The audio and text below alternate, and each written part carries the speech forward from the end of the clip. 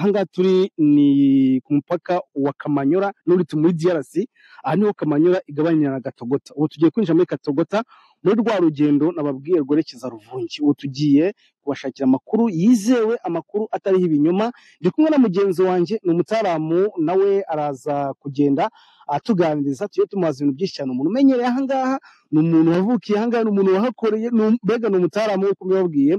Rero nk'uko mwabibonye, iki ni ya stati ya Katogota, imwe ngo ni ya Mumbutu. Yego aho rero niho tuhagaze, ngira ngo muri kubibona. Ongera umanure kamera ubone ko ariho ndi. So rero tugiye kumanuka twerekeza, tugiye kwinjira muri Katogota, tugende Rubarika, tugere Ruvungi na Bwegera. Hari n'umbwiye ngo nasange ushaka wahagera. Ibi byose murabisobanukirwa. Turakira kuri 5/5.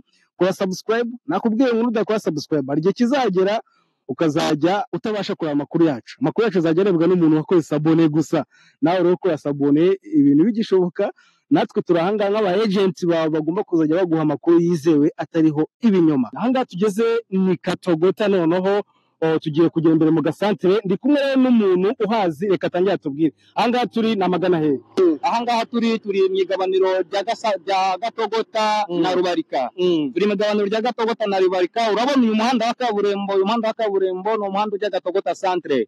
Uyu muhanda ubona ahangaha witaka n'uruzamuko, wino ujya mu misozi, uyu nawo hasi ni umuhanda ujya ahantu bita Rubarika. Nk'uko ubibona uyu hasi n'ujya Rubarika, uyu muhanda wo haruguru wa kaburimbo n'ujya Gatogota mu centre ukomeza Rubarika. Uyu ujya Gatogota mu centre. Umuhanda wa hano ni umuhanda ujya Rubarika. Rubarika mu gasantere. Ngaho nguko rero Rubarika yarafashwe. Ibyo byo ni ibintu umaze kumenyera. Watubwira iki kuri Rubarika? Ubundi Rubarika mbere ko hafatwa habaga defense y'abandi. Urabona Rubarika mbere ko habaga nkatwe twaba turi hano dukorera ahangaha. Mbere wageraga hari Rubarika mu centre, ntabwo washoboraga kumenya mu by'ukuri umusirikare ninde utari umusirikare ninde, kuko ntabwo wahabonaga uniform y'igihugu nka FARDC. Wahasangaga ingabo zigiye zitandukanye. Hirya Rubarika mu centre hagana mu musozi wa Kanunga niho hano habaga kaya gisirikare ya FDLR itoreza aba FARDC ndetse n'abazarenda, ariho hano bakiriraga intwaro. Ariko muri iyi minsi ikintu cyo nakubwiraga na munyamakuru, muri iyi minsi hari ahantu hari amahoro rwose kabisa. Hari amahoro. Nahoze numva ngo abahungu bamanutse barafi no kugera za Uvira na hehe, ariko reka mbihera amakuru. Nahoze mbivuga kuva kare mukagira ngo ndi umupfumu cyangwa ndi biki. Uvira ejo kuwa kabiri muzumva kazogera ka notification cyangwa se bicyoye kabakera nibyarenza kuwa gatatu. Gusa njyewe inzogera mbahaye ni ejo rwose, ku munsi w'ejo Uvira dushobora kuvuga tuti abari barimo bahawe irindi cumbi, bafite ahandi bagiye gucumbikirwa. Intare za Sarambwe zikaba ziri gufata wa muyaga wo kuri Tanganyika. Ibi byose rero ndacyari kumwe n'uwo mutaramu agenda dufasha kutwereka. Dore uyu muhanda batubwiye kujya mu gasantere ka Rubarika, uyu nguyu ugiye gukomeza Katogota mu gasantere ukomeza na za Ruvungi. Ni akazi turimo, twarabyiyemeje, igishaka kibe nyine ubwo nta kundi. Reka dukomeze tujya tubereka amakuru. Ahangaha ni ku rugabano rwa Rubarika na Katogota, imisozi ni ya Rubarika. Ahangaha tugiye kwerekeza ni Katogota. Iki ni ikibaya cyaki. Uko ukibona iki ni ikibaya cy'ahantu batwerera, ako hereka neza ifata kamera neza, ahantu bakorera amavuta kabisa dusanzwe tuzi nk'amamesa. Dusanzwe tuzi nk'amamesa. Iriya misozi mubona ni y'u Burundi, niho umurundi yari yateretse iyo mbunda yari ari kurasa muri iyi minsi ahanganye na FDLR. Ya mbunda bagakwira minara, kuriya munara kabisa n'ahantu hari baba we. Iyo misozi muri kubibona, sinzi muri kubibona zoominga, ariko ngeze zoominga ubereke. Iyi ni imisozi rwose y'Uburundi ya Cibitoke. Nawe ngukwereka dukomeza tugiye tubereka, magira musobanukirwa buri kimwe cyose, wowe gusa nujye kuri Mars TV.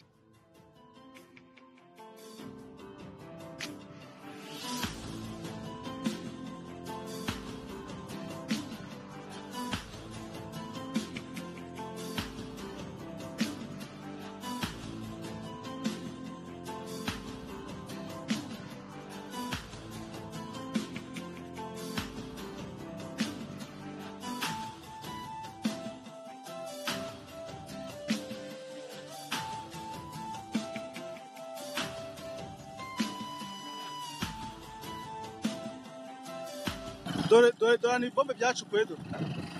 Shuti bakunze ba Mars TV, ahangaha noneho ho nahabereye amateka cyane akomeye cyane.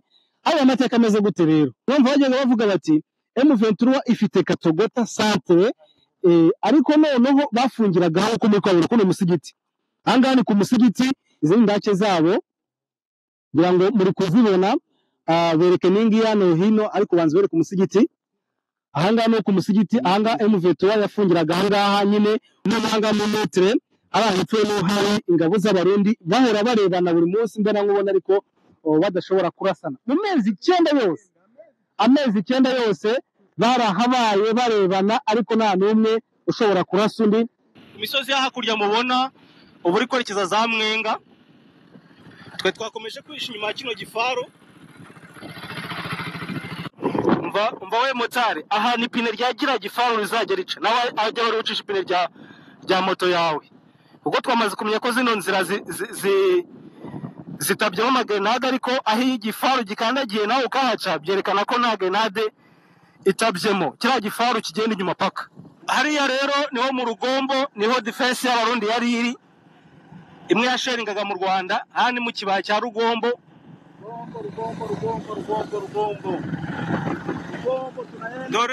dore cya kibaya cya Rugombo mu Burundi naho hakurya niho barasiraga aha rero tugeze ni mu gasatere ka Ruvungi neza urabwo twinje mu gasatere ka Ruvungi dore ku rusengero rwa Ruvungi ngaha ngira ngo muri kurubona urusengero rwa Ruvungi murabona ukuntu M23 ashwanyaguje ino tatari hetsa abarundi dore ni yatata neza hagarara mbanza nyerekana yes shuti bakunze amari civil nkuko nabwenda cya Ruvungi ahangaha niyo yatatari yuze n'abarundi niho drone yaraje rashwanyuza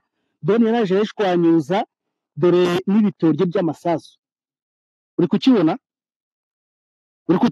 yego nakibonye ibi ni ibitorye by'ibisasu ewana aha iyo yatata baje bagashwanyuza neza iki mu birebe by'ibisasu byase aya nawe ujya moto sanga mu grenade kagushwanyaguza aya garuka sha mwana garuka utajyamo grenade kagushwanyaguza nayo nguko rero ahangaha niho hari ya mirambo imwe yashiririye mukabona ko yashiririye na hanga M23 yaje irabarasira ni drone yaraje iraza ngo kwa inota tose itishwanyuka. Asante sana ndugu. Ndio. Je dis encore bonjour. Kabisa kwa hapa mimi isi Mavugo. Nawaza nyinyi wote mnanijua. Mtoto wenu, penzi wenu. Ok, merci beaucoup. Moi, c'est Fidèle Rugabo. J'aimerais juste m'introduire moi-même. Comme vous le savez, on a beaucoup parlé avec beaucoup de journalistes. Et nous devons juste vous donner la situation sécuritaire de Minembwe, comme on vient de le dire. Et on va vous donner des détails à propos des attaques, de l'insécurité, ainsi que d'autres choses. Alors, c'est moi, c'est Fidèle Rugabo, comme vous le savez. Reka tubanze dushimira abantu bose n'abaturage ba Minembwe tubabwira pole sana buri gihe duhora tubihanganisha kugira ngo mukomere. Impamvu ituma tubaha pole ni ibibazo muhoramo mugize mu imyaka myinshi, ibibazo by'intambara bigeze imyaka 8 muhagaze akarago ku mutwe, ariko amabomba bari hejuru, ariko indege zibari hejuru za Sukhoi n'amahelicopter z'intambara za Puma, mu buryo za drone zibari hejuru, amakompora, mayimayi, FRDC, abarundi. Ibyo bibazo byose abaturage ba Minembwe tubahaye pole kugira ngo mukomeze mwihangane. Rero kugira ngo tube bref tubaheza situation sécuritaire mu karere ka Minembwe mu buryo bw'iki gitondo cy'uyu munsi wo ku cyumweru cyangwa umunsi w'Imana tariki 7 z'ukwezi kwa 12 mu 2025 ahantu henshi hari habyutse neza cyane kote Rugezi, mayimayi n'ubwo zigaragara ku misozi hirya no hino, ariko nta saso ryavuze. Kote Biziba, Gitumba aho naho babyutse neza, kote Rumba ziriya za Kijombo naho babyutse neza, kote Gahwera nanone naho na mahoro, nanone ni wambuka Rwiko, za Gakenke, za Karingi, za Bidegu naho babyutse neza, mu gice cya Rwisankuku, Mikenke naho babyutse neza.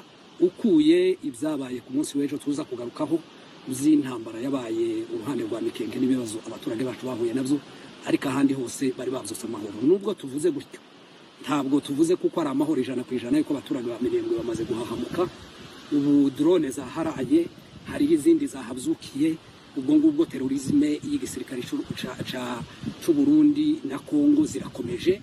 aho abana hari umumama narimo nganira nawe none mu gitondo abwiye umwana ati ngiye kuja gusenga, umwana ati se uransiga hano na za ndege ntiziza kuza kunica wagiye. Abantu bafite traumatisme, no kuvuga ngo ubwoba ni bwinshi, abamamiyo bari mu mashengero nta mutima bafite uri mu nda, bahe bibaza ikiri bube, murabizi kuko zidasiba kurasa, zidasiba kumenasa. Rero nivyo twagira ngo tubwire abaturage ba Minembwe yuko akarere hirya no hino n'ubundi menace zaje ziracahari, abarundi baracuzuye, defense zabo zazindi zose zo kuri zero, zo mu mikenke, za Kamombo, za Kangwe, za ziriya zose za Gipupu, za Muramvya, kiriya cyose cyo hagati, abarundi baracadi province hariya baracari benshi. Tukaba dukomeje twihanganisha abaturage bacu ngo bihangane rwose. Leo iko le 7 décembre 2025. Situation tunalamuka vraiment afadhali kidogo, kama vile jinsi afande Rugabo anamaliza kusema, haiwezi kuwa vraiment sécurisé à 100% wakati mweneo yetu tukingaliki na adui anatuzunguruka Minembwe yote, kama vile jinsi umesikia jana le 6 décembre 2025 vers 10h20 serikali ya Burundi na serikali ya Kongo walipandisha helikopteri mbili kuja kufanya tena mauaji Minembwe. Na waza mlisikia helikopteri ambayo imeanguka hiyo upande huko ya ziwa Tanganyika. Hizo helikopteri zilipanda, baada ya kupanda zikakutana jeshi yetu iko imara. Hizo helikopteri zilipigwa, baada ya kupigwa ikashindwa kuangukia hapa, ikaenda angukia ku maji ya huko ni wapi pale Tanganyika, fasi moja wanaita kama Yungu. Nafasi moja zinaitwa Yungu. Vijana Watwiga nao wamefanya kazi kuendelea na chunga usalama. Kwa sasa tunaliki sawa, isipokuwa jinsi mko mnasikia waraia wamekamatiwa, wamenyanganyiwa vitu, wamebakwa, kama vile mko mnasikia na Warundi wanakamatiwa na Warundi, wanakamatiwa na Maimai.